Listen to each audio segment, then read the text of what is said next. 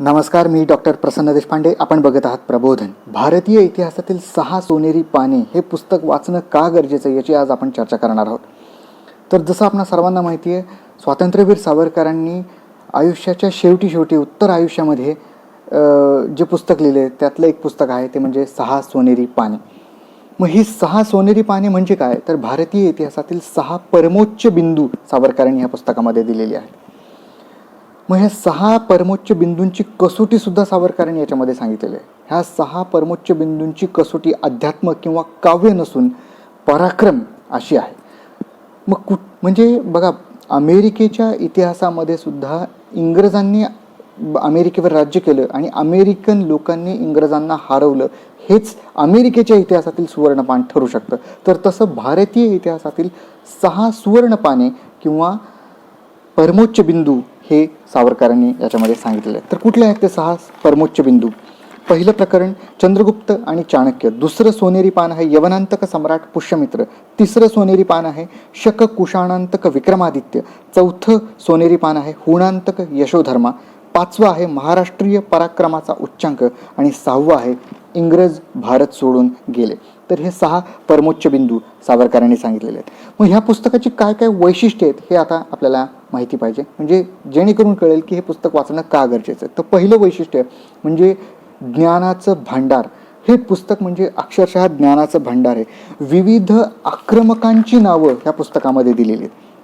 म्हणजे भारतावर मुघलांनी, इंग्रजांनी, फ्रेंच, पोर्तुगीज वगैरे लोकांनी आक्रमण केली हे आपल्याला रेग्युलर इतिहासामध्ये माहिती असतं.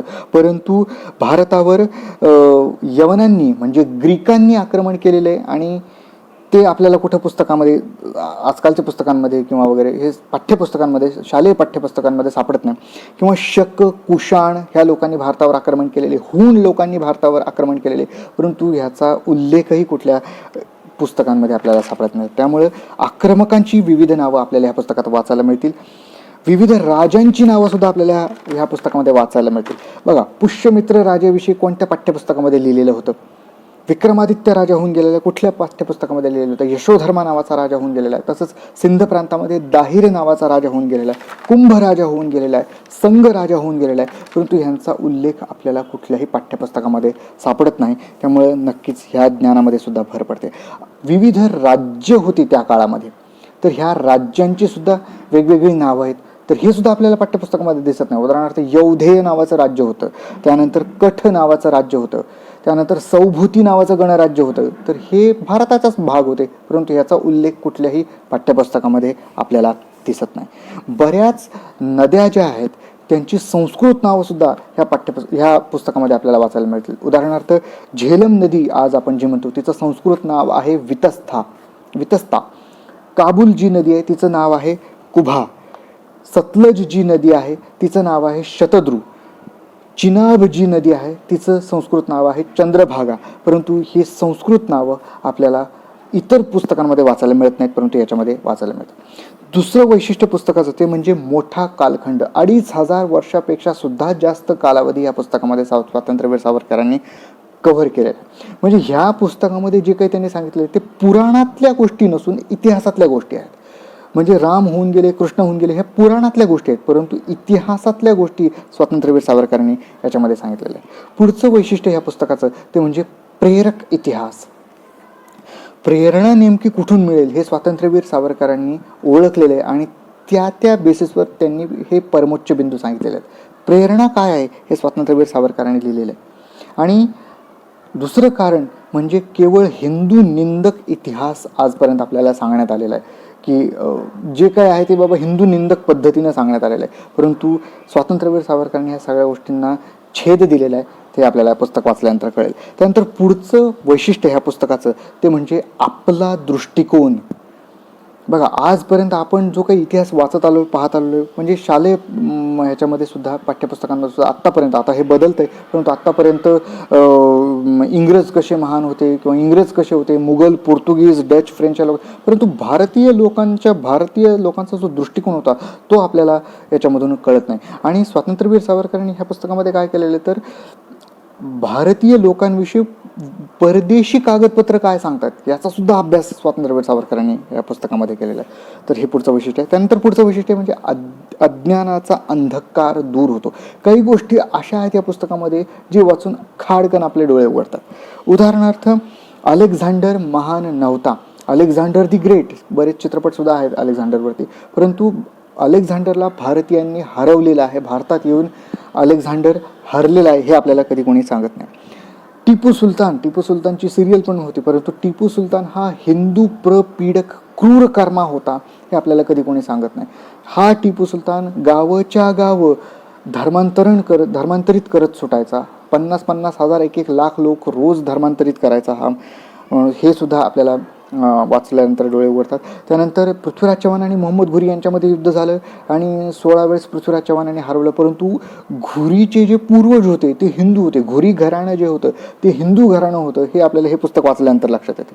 तसंच बाकीचे सुद्धा भरपूर राजे, उदाहरणार्थ बाबर, हुमायून, अकबर, औरंगजेब, शहाजहान हे कसे क्रूर कर्मा होते हे पुस्तक वाचल्यानंतर आपल्याला लक्षात येतं. लोधी असेल, त्यानंतर तुघलक असेल, हे जे राजे होते ते बाटवलेल्या हिंदू स्त्रियांपासूनच उत्पन्न झालेले होते हे सुद्धा आपल्याला हे पुस्तक वाचल्यानंतर लक्षात येतं. पुढचं वैशिष्ट्य पुस्तकाचं ते म्हणजे काही क्षण असे आहेत हे वाचल्यानंतर अक्षरशः आपले डोळे पाणावतात. उदाहरणार्थ बघा, बऱ्याच बाटवलेल्या लक्षावधी हिंदू स्त्रियांवर केलेल्या अत्याचारांविषयी ह्या पुस्तकामध्ये उल्लेख आहे. बघा, अगोदरचे जे खास करून मुघल शासक होते, वायव्य भारतामधून जे येत होते आणि ते आक्रमण करून भारताला लुटून जायचे, तर भारताला लुटण्यामध्ये स्त्रियांना सुद्धा हे लुटून घेऊन जायचे किंवा त्यांना गुलाम करायचे किंवा त्यांच्यावर अत्याचार करायचे. तर ह्या अशा लक्षावधी स्त्रियांना गुलाम करण्यात आलेलं होतं तेव्हा, आणि गुलाम केल्याच्या नंतर पुन्हा त्यांना शुद्धीबंदी होती, म्हणजे पुन्हा त्यांना हिंदुत्वामध्ये घ्यायला कोणी तयार नव्हतं. वास्तविक पाहता त्या काळी अशा स्त्रियांची काहीही चूक नव्हती, कोणीतरी येतं उचलून घेऊन जातं आणि पुन्हा त्यांचेच लोक त्यांना स्वीकारायला नाही म्हणतात. ह्याच्याविषयीचं एक विदारक सत्य ह्या पुस्तकामध्ये आपल्याला वाचायला मिळेल.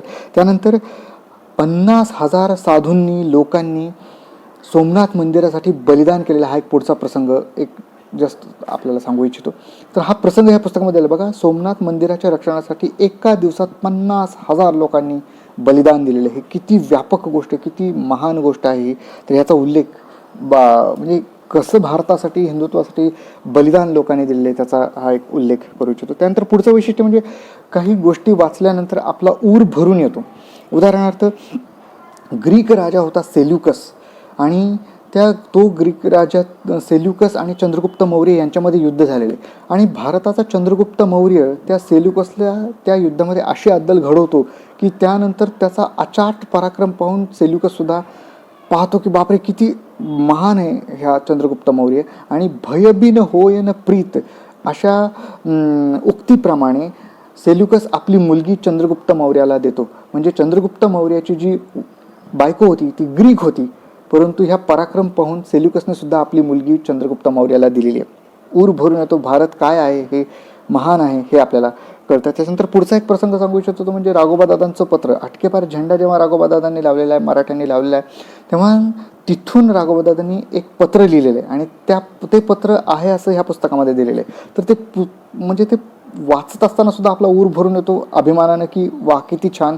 तेव्हा राघोबादादांना काश्मीरचे, इराणचे सुद्धा वकील येऊन भेटलेले आहेत आणि त्यांचं असं मत होतं की बाबा राघोबादादांनी पुढे यावं आणि इराणवर सुद्धा आक्रमण करावं, किंवा अफगाणिस्तानवर सुद्धा आक्रमण करावं. इकडून इराणी आणि इकडून मराठे असे दोन्ही मिळून अब्दालीचा आपण खात्मा करू मधल्यामध्ये, म्हणजे इथपर्यंत हे गेलेले हा एक नक्कीच परमोच्च बिंदू आहे. तर हे त्याच्यात या पुस्तकामध्ये उल्लेख आहे. तसंच शक राजाने आपली मुलगी शालिवाहनाला, जसं शालिवाहन राजाला दिलेलं, जसं आत्ता काही मिनिटापूर्वी मी तुम्हाला सांगितलं की शक सुद्धा होऊन गेले ज्यांनी भारतावर आक्रमण केले, तर हा पराक्रम पाहून शक राजाने सुद्धा आपली मुलगी शालिवाहन राजाला दिलेली.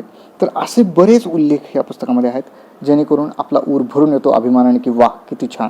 त्यानंतर पुढचं वैशिष्ट्य म्हणजे अनेक साम्राज्यांचा सुद्धा उल्लेख या पुस्तकामध्ये दिलेला आहे. उदाहरणार्थ शीख साम्राज्य, मराठा साम्राज्य, विजयनगरचं साम्राज्य, राजपूत साम्राज्य, नेपाळच्या हिंदू राजाचा सुद्धा उल्लेख ह्या पुस्तकामध्ये आपल्याला आढळतो. ह्या साम्राज्यांनी वेळोवेळी परकीय आक्रमणांना थोपवून धरलेले आणि त्यांच्या बलिदानांची कथासुद्धा ह्या पुस्तकामध्ये आपल्याला बघायला मिळेल, वाचायला मिळेल.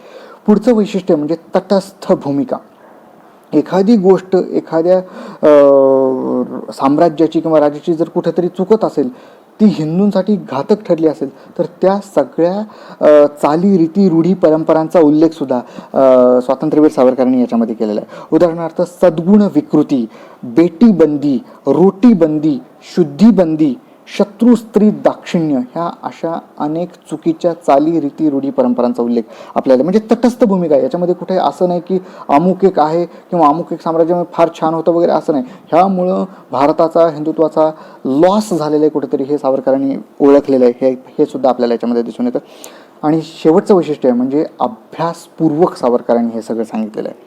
म्हणजे धार्मिक आणि राजकीय अत्याचार हे जे होत होते त्या काळामध्ये, त्याचं वैशिष्ट्यसुद्धा सावरकरांनी सांगितलेलं आहे. स्त्रीत्वाची ढाल केलेली आहे मुघल शासकांनी, बऱ्याच जे तिकडनं अफगाणिस्तानवरून आले त्यांनी सगळ्यांनी स्त्रीत्वाची ढाल केलेली आहे आणि पुढची पिढी निर्माण करण्यासाठी ह्या स्त्रियांचा केवळ उपयोग करून घेतलेला आहे. त्यानंतर खुशरू खान आणि देवल देवीसुद्धा हे प्रकरण आहे. वास्तविक पाहता आपल्याला कुठल्याही पुस्तकामध्ये, पाठ्यपुस्तकांमध्ये तरी हे नक्कीच नव्हतं, परंतु खुशरू खान आणि देवल देवी ह्या दोघांनी सुद्धा विद्रोह केलेला होता मुघल शासकांमध्ये. हे दोघंही मूळ हिंदू होते, परंतु नंतर धर्मांतरित झालेले होते. परंतु ह्या गोष्टींवरती सुद्धा अभ्यासपूर्वक सावरकरांनी सांगितलेलं आहे. कुतुब मिनार म्हणजे विष्णू स्तंभ आहे, हे सुद्धा अभ्यासपूर्वक आपल्याला याच्यामध्ये बघायला मिळतं. कुठेही कल्पनाविलास नाही आहे की कुठंतरी अमुक एक राजा घोड्यावरून निघाला आणि त्याच्या मनात काय काय विचार होते हे वगैरे, असं कुठंही नाही आहे. जे फॅक्ट्स आहेत त्याच्यावरच हे आधारित असलेलं पुस्तक आहे. तर मतितार्थ एवढाच आहे की स्वातंत्र्यवीर सावरकरांनी लिहिलेलं भारतीय इतिहासातील 6 सोनेरी पाने हे पुस्तक आपण जरूर वाचावं. हा माझा व्हिडिओ जर आपल्याला आवडला असेल तर नक्कीच लाईक करा, शेअर करा, सबस्क्राईब करा माझ्या चॅनलला. धन्यवाद.